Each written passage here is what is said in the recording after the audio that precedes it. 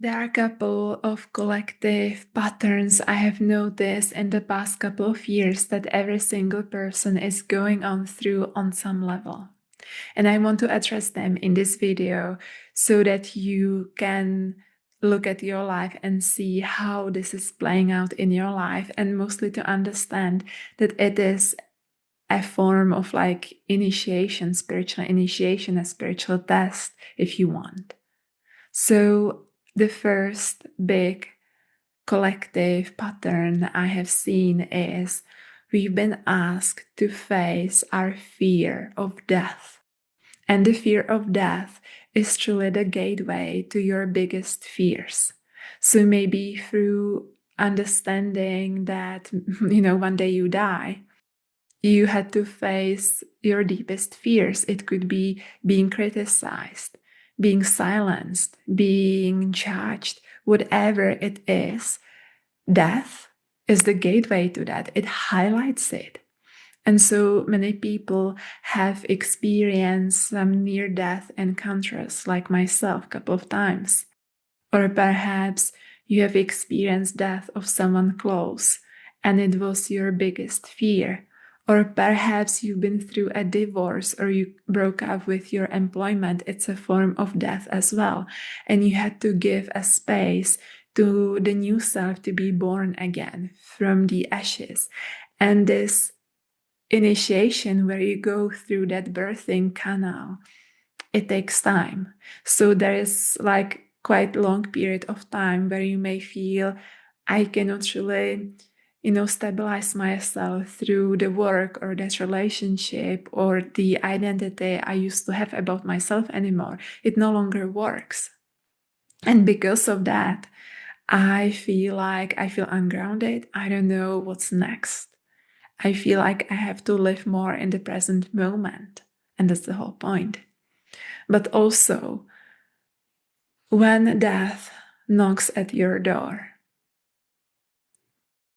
the only question that will matter is, was it truly worth it?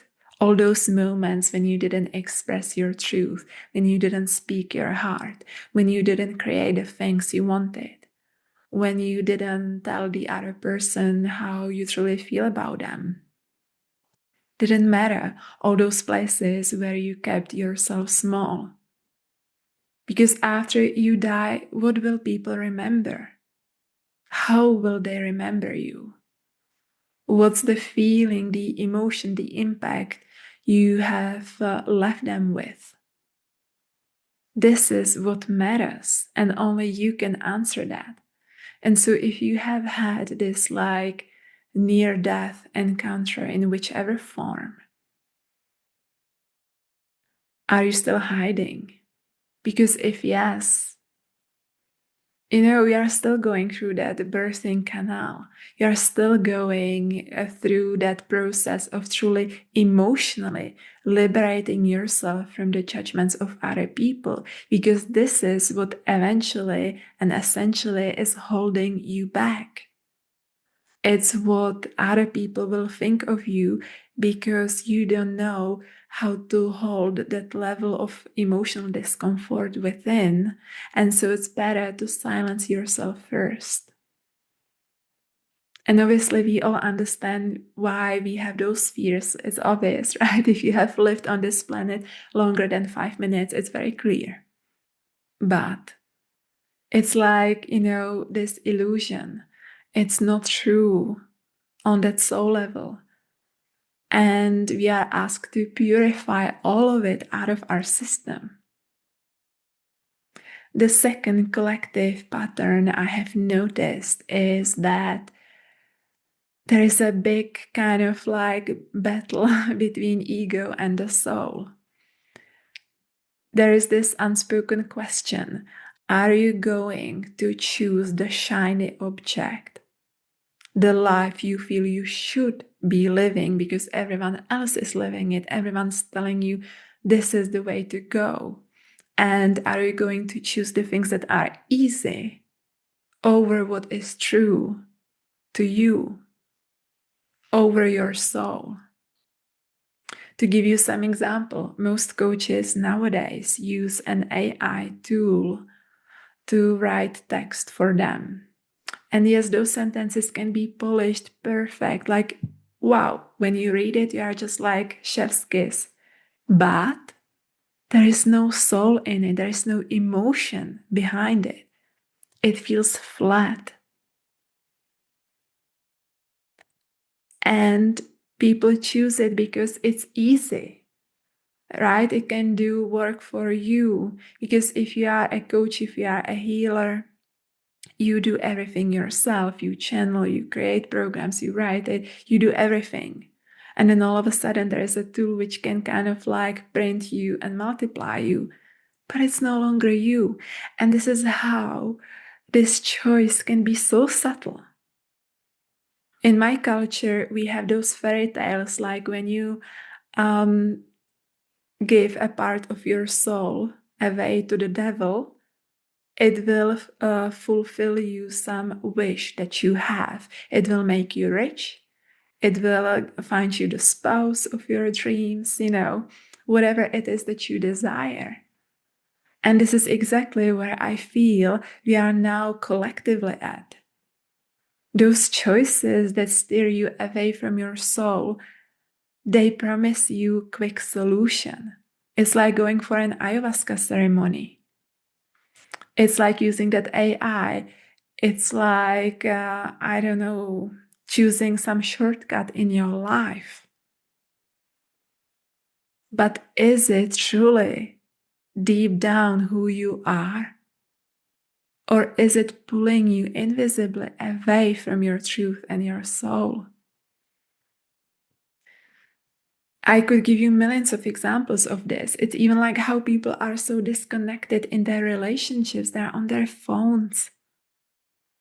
It will not improve your life. What will improve your life is that you get truly engaged with your real life as it is, messy, imperfect, whatever it is, but it's your real life. So why don't you cultivate it instead? Why aren't you present instead? All of this is this like being pulled towards the ego and truly the astral self. I do believe that AI is a manifestation of the astral realm. And everything that comes with it, all these like easy solutions, are exactly how the astral realm works. It's like, I promise you that this will solve your issue. I promise you an easy, quick. This is the 5 steps how to manifest your dream house. Yes, that's nice. Like, yes, you can chase all of it. But is this truly why you were put here on earth? Is this the purpose, the meaning in your life? If yes, then it's okay. Then you are in integrity with your soul and it's perfect for you. But if not, it's going to cost you a lot. It's going to cost you your soul, just like in those fairy tales. And the last pattern I have seen in the collective is tied to the astral realm, where I believe like many things have been happening, during the last couple of decades, truly. And it's manifesting things, visualizing things, trying to be the best version of yourself. It doesn't work. Yes, it can get you to some level. It can give you some sort of like desired manifestation. It gives you results. But to a certain point, to a certain degree, it's not going to work beyond that. And I know that in my community, especially, there are people who are like moving beyond that, or who are already way beyond that. Because, I go deep, and people who are attracted into my work, they want the depth as well.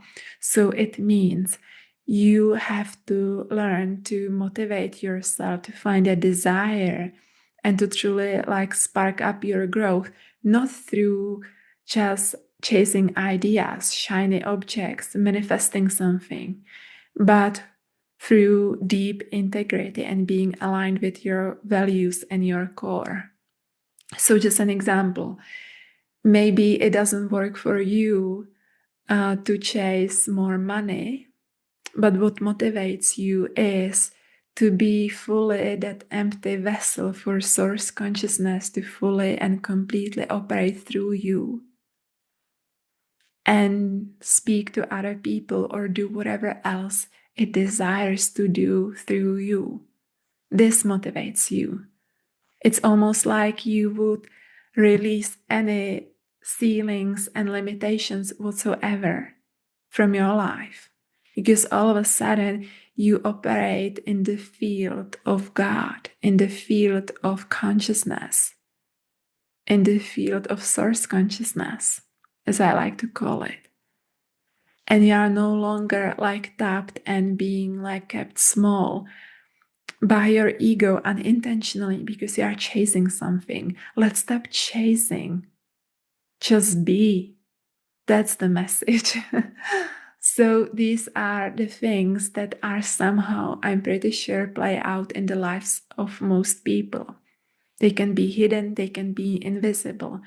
But these are the questions you need to ask yourself.